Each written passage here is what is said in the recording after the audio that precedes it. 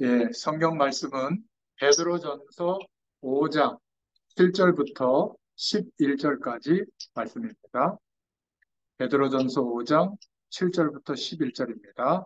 다 함께 천천히 같이 봉독합니다. 너희 염려를 다 주께 맡기라. 이는 그가 너희를 돌보심이라. 근신하라 깨어라. 너희 대적 마귀가 우는 사자같이 두루다니며 삼킬 자를 찾나니 너희는 믿음을 굳게 하게 하여 그를 대적하라. 이는 세상에 있는 너희 형제들도 동일한 고난을 당하는 줄을 아닙니다. 모든 은혜의 하나님 곧 그리스도 안에서 너희를 부르사 자기의 영원한 영광에 들어가게 하신 이가 잠깐 고난을 당한 너희를 친히 온전하게 하시며 굳건하게 하시며 강하게 하시며 혀를 견고하게 하시리라. 권능이 셀셀 무궁하도록 그에게 있을지어다. 아멘. 예, 오늘 이제 제 설명을 들으시면 됩니다. 오늘 베드로전서 5장 7절부터 11절까지 말씀을 통해서 함께 은혜를 나눌 제목은 당신은 고통을 어떻게 해결하는가? 라는 제목입니다. 모든 사람들은 나름대로 고통스러운 문제를 다 가지고 있습니다. 그러나 하나님께서 창조하신 원래 그 인간은 영원한 행복을 누리면서 살도록 창조하셨거든요.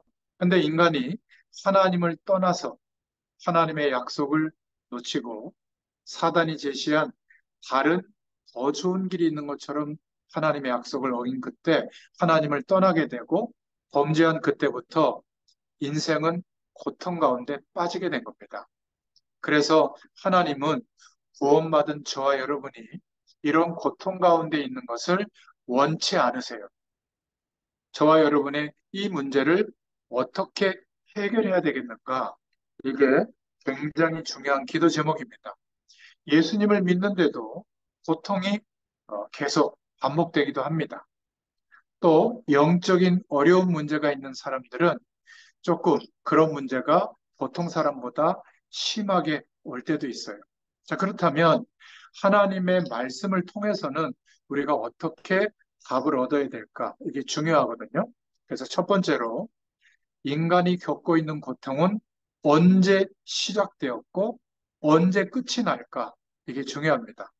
창세기 3장에 하나님을 떠나는 선악과 약속을 어기고 하나님을 떠난 그때부터 물 밖에 놓여진 물고기처럼 영원한 생명을 잃어버리고 영원한 하나님과 함께 해야 되는데 함께하는 축복을 누릴 수가 없는 그런 인생이 시작된 겁니다.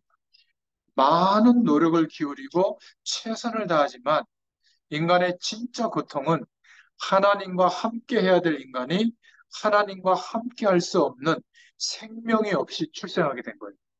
그러니까 생명을 우리가 만들어낼 수 있으면 좋은데 만들어낼 수 있는 길이 없어요.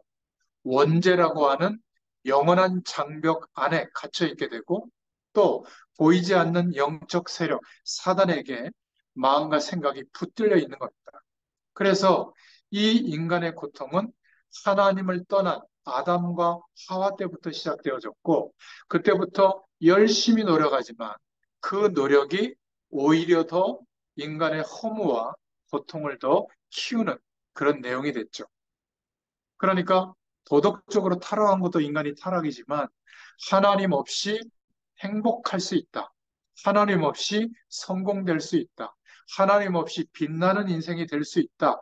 라고 인생관을 가지고 몰두하면 몰두할수록 허무해집니다. 마치 모래를 손에 꽉 쥐면 스르르 모래가 빠져나가는 것처럼 그런 어려움을 겪게 되죠. 이미 알고 계실 겁니다. 그래서 그때부터 고통이 찾아오게 됐고 하나님은 이런 하나님을 떠나서 출생해서 사는 우리가 그런 고통 가운데 있는 것을 원치 않으시고 우리에게 구원의 길을 여신 줄로 믿습니다. 만약 이 땅의 삶으로 끝난다면 뭐 하나님 없이 그냥 열심히 살아도 뭐 살아볼 만합니다.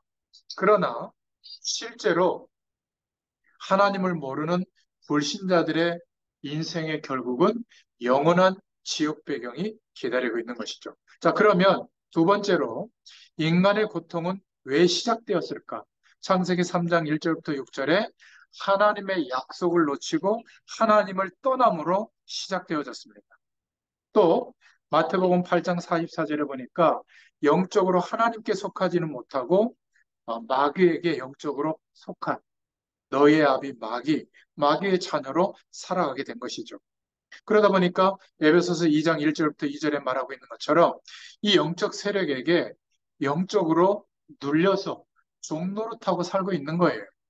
인간이 아름다움을 추구할 수 있는데 아름다워지려고 눌려 있으면 어떻게 되죠? 아니, 80, 90이 돼도 거기에 눌려 있으면 성형수술합니다. 심각한데도. 또 공부에 눌려 있으면 여전히 공부합니다. 또 뭔가 건강하면 좋잖아요. 근데 건강에 붙들려 있고 종노릇하게 되면 그 막 건강을 위해서 노력하는데 오히려 더 심각한 문제가 오죠. 그렇게 공부를 열심히 하는데 나중에는 어떻게 될까요? 너무나 훌륭한 지식과 사회적 배경을 갖고 있는데도 이상한 캐릭터가 됩니다. 다 남을 판단하고 비판하고 막 이런 사람이 되는 거죠. 왜냐하면 종노릇하면서 살아서 그래요. 배후의 역사는 보이지 않는 영적 세력에게 눌려 있어서 그렇습니다. 그래서 사도행전 10장 38절에 보면 완전히 내가 사람 때문에, 환경 때문에, 문제와 사건 때문에 어렵다고 생각했는데 그러한 배경 속의 역사는 보이지 않는 세력에게 억눌려서 살고 있는 거예요. 점을 안 치면 안 되고 뭔가 무속인을 찾아가지 않으면 안 되고 이상한 종교를 빠져가지고 거기에 심취하지만 안 되고 이런 고통스러운 삶을 살게 되는 것이죠. 자, 그렇다면 노력해도 안 되는 인생의 문제가 고통이 언제 해결될 수 있는가? 성경 말씀은 이렇게 말하고 있습니다. 하나님께서 열어주신 유일한 길을 약속을 믿는 그것으로 해결이 됩니다. 그래서 하나님께서 이 땅에 예수님을 그리스도로 보내주시고 십자가에서 죽으시고 부활하심으로 제일 첫 번째 요한일서 3장 8절에 하나님의 아들이 오신 것은 마귀의 일을 멸하려 하심이라. 이 마귀는 하나님 없어도 살만하다. 다른 것에 인생 전체를 몰두하도록. 여러분, 선진국에 가보세요. 얼마나 인생이 부부가 열심히 경제활동하고 살도록 시스템이 되어져 있거든요. 뭔가 우아하고 안정된 삶 속에 사는 것 같지만 거의 다 이혼, 삼혼, 사혼해요. 왜냐하면 그것이 답이 안 되니까. 정말 뭐 가정 분위기가 굉장히 좋아요. 그런데 마약에 심취하는 사람은 더 많고요. 정신적인 어려움을 겪는 사람들 더 많습니다. 그리고 뭔가 특이한 인생관을 가지고 하는 사람들이 훨씬 더 많아요. 그리고 저희는 밤에 이렇게 돌아다녀도 그렇게 위기의식을 많이 못 느끼는데 큰일 납니다. 선진국 여성분이 혼자 다닌다? 막 어마어마한 그 표적이 되잖아요. 참 저희 나라는 겉으로 보면 좀 이상한 나라 같은데 가만히 보면 비교적 그래도 괜찮은 것 같아요. 저는 알고 있습니다. 기도하는 교회가 이렇게 깔려 있는 나라 그렇게 많지 않습니다. 땅이 넓으면 몰라도 이렇게 좁은 땅 안에 귀찮을 정도로 교회가 많거든요. 어떨 때는 그게 사회 문제처럼 보이기도 하지만 그 교회마다 기도하는 사람들이 하나님의 약속을 붙잡고 이 나라와 이웃을 위해서 기도하고 있다는 거 이게 엄청난 겁니다. 우리 어머니가 예수님의 이름으로 기도하게 된 것, 우리 어머니가 예배하게 된 것, 또 후대들을 생각할 때 올바른 정신을 하나님이 주실 때 또 후대들을 위해서 자손들을 위해서 기도할 거거든요. 또 우리 박 집사님이 함께 또 어머니와 예배드리거든요. 여러분 이게요 보이게 보이지 않게 이 가문의 역사는 저주의 배경, 흑암 세력의 문화가 완전히 꺾이는 그러한 축복이 임하게 되는 줄로 믿습니다. 더 이상 세상 배경을 끊고 세상 배경은 거절하고 그 말이 아니에요.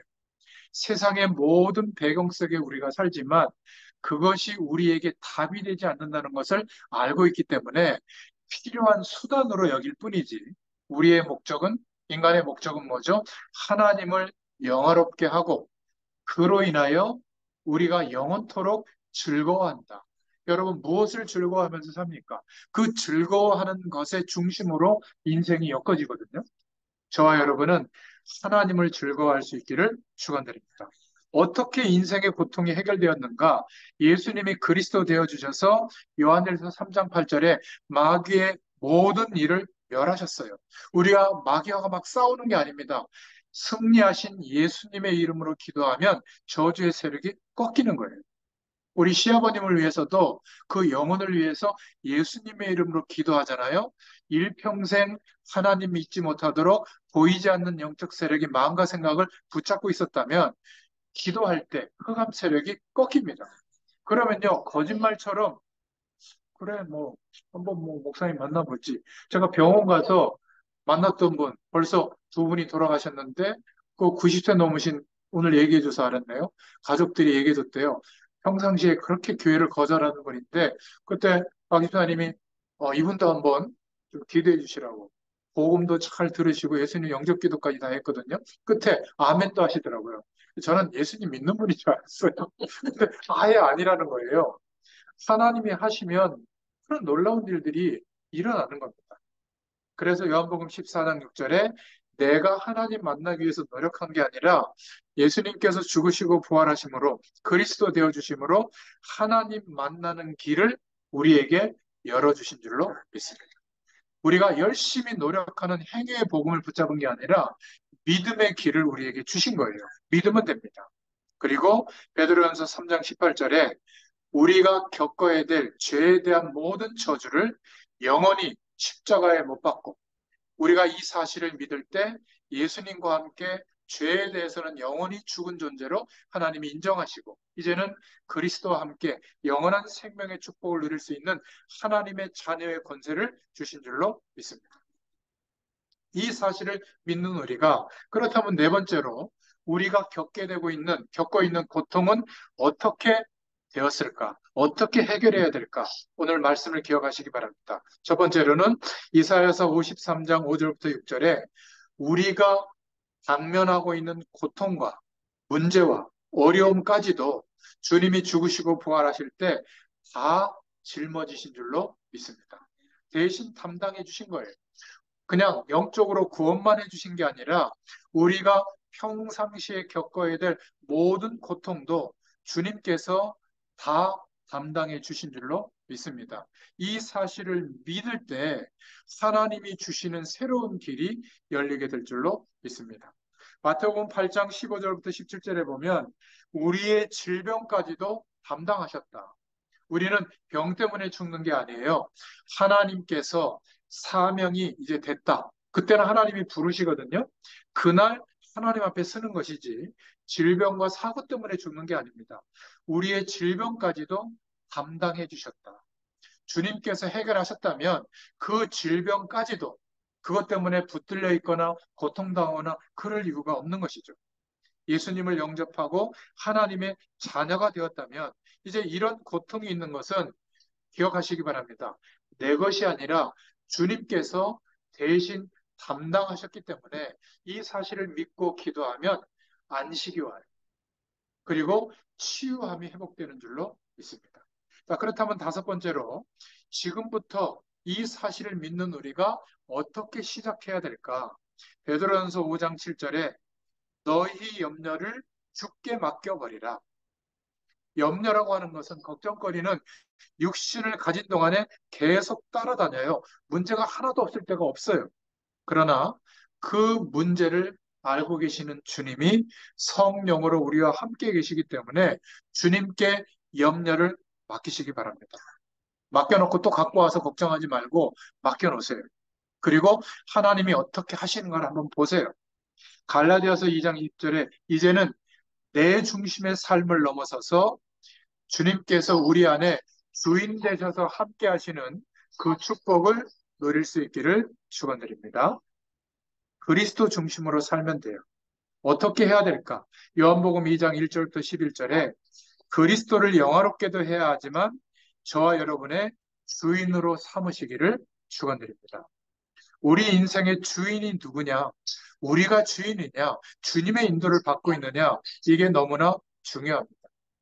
저와 여러분의 주인이 우리 자신이라면 한계 속에 살아갈 수밖에 없는 것이죠. 우리 인생의 주인이 누구신가? 주님께서, 그리스도께서 주인이 되시는 줄로 믿습니다. 어, 예수님 그때 가나 혼인잔치에 예수님이 손님으로 계실 때는 그 혼인잔치의 그 집의 문제가 해결되지 않았죠. 주인으로 인정하고 주님께서 말씀하시는 대로 순종했을 때 그 결혼잔치의 문제가 해결된 줄로 믿습니다. 그래서 그리스도 안에 있는 우리를 로마서 8장 31절부터 39절에 보면 지금부터 하나님의 자녀된 우리를 하늘에 있는 것이나 땅에 있는 것이나 그 무엇이라도 하나님의 사랑에서 끊을 자가 없다. 믿으시길 바랍니다. 이제 모든 저주의 세력은 저와 여러분에게 할 일이 없어요. 딱 하나밖에. 속이는 것밖에 없습니다. 속지 않으시길 바랍니다. 지금부터 저와 여러분에게 있었던 고통과 문제는 하나님의 응답을 받으면 오히려 하나님의 축복을 누릴 수 있는 문, 기회가 되는 줄로 믿습니다. 정말 심각한 어려움이고 우리 힘으로 해결할 수 없는 문제라면 하나님의 자녀는 하나님의 역사하심을 기대하게 되어 있거든요. 하나님의 역사를 체험할 기회가 되는 겁니다. 그리고 우리의 부족한 부분들은 바꿀, 갱신할 기회가 되는 것이죠. 사단을 꺾을 수 있는 기회가 됩니다. 그리고 마지막으로 빌립보서 1장 6절에 어떤 것도 문제가 안 되는 것은 10년 전과 한 달 전과 어제와 저는 계속 달라지고 있습니다. 여러분도 마찬가지예요. 우리가 노력해서 바뀌어지는 것 같지만 하나님께서 그리스도의 날까지 우리의 모든 삶의 과정을 통해서 그리스도의 날까지 이루어 가실 줄로 믿습니다. 예수 그리스도는 저와 여러분들을, 우리 후대들을 영원까지 책임지실 줄로 믿습니다. 이번 명절에 여러 가지 일들이 있겠지만은 하나님께서 우리 가정과 가문과 모든 후대들에게 역사하고 계시는구나. 이게 감사의 고백으로 하나님 앞에 영광 돌려드리는 그런 시간이 되시기를 축원드립니다. 그래서 그냥 뭐 지나가도 되지만 여기 다 예수님 믿으시니까 또 교회에서 예배 드리는 그 추석 예배 그 내용이 있잖아요. 그거 가지고 간단하게 예배 드리시고 그런 은혜를 누리시길 바랍니다. 기도하겠습니다. 하나님 감사합니다. 우리의 고통을 그리스도께서 담당하시고 우리의 모든 것을 구원해 주시며 하나님의 영원한 축복 속으로 날마다 인도하시는 줄로 믿습니다. 우리가 연약할수록 부족함을 느낄수록 어려움과 문제 앞에 놓일수록 하나님께서 그리스도로 말미암아 우리에게 이루신 복음의 사실과 구원의 축복과 하나님께서 말씀으로 약속하신 그 사실을 믿음으로 우리가 알 수 없었던 하늘 보좌의 축복을 실제적으로 체험하고 누리게 되도록 역사하여 주시옵소서. 혹시 남겨져 있는 문제가 있다면 하나님 앞에 기도하는 중에 하나님의 역사하심이 임하게 하여 주옵소서. 특별히 우리 어머님을 하나님 기억해 주시고 하나님 앞에 예배하며 기도할 때마다 하나님께서 우리 어머니의 마음과 생각을 지켜주셔서 하나님의 그 영광의 축복을 체험할 수 있도록 은혜를 베풀어 주시옵소서. 연약한 부분, 또 부족한 부분 하나님께서 하시오니 날마다 강건케 하시고 또렷한 정신으로 가문과 후대들을 위하여 기도하는 영적인 어머니로 하나님께서 세워주시기를 소원합니다. 특별히 이 가정과 가문을 위해서 기도합니다. 하나님께서 복음 안에 부르시고 오래도록 기도하게 하신 기도의 제목과 배경이 있는 가문이요 또 그 후대들인 줄로 믿습니다. 하나님께서 예수 그리스도의 복음으로 인하여 이제는 이 가문의 모든 후대들이 또 이 가문의 한 사람 한 사람이 움직이는 현장마다 하나님의 영광이 나타나도록 복음의 능력으로 무장해 주시고 훈련시켜 주시고 하나님의 증인으로 서게 되도록 역사하여 주시옵소서. 특별히 박연정 우리 성도님 또 시아버님 병환 중에 있는데 이번 기회에 구원받을 수 있는 그 길을 하나님께서 허락하시고 응답의 문을 열어주시기를 소원합니다. 감사드리며 예수님의 이름으로 간절히 축복하고 기도하옵나이다. 아멘. 감사합니다.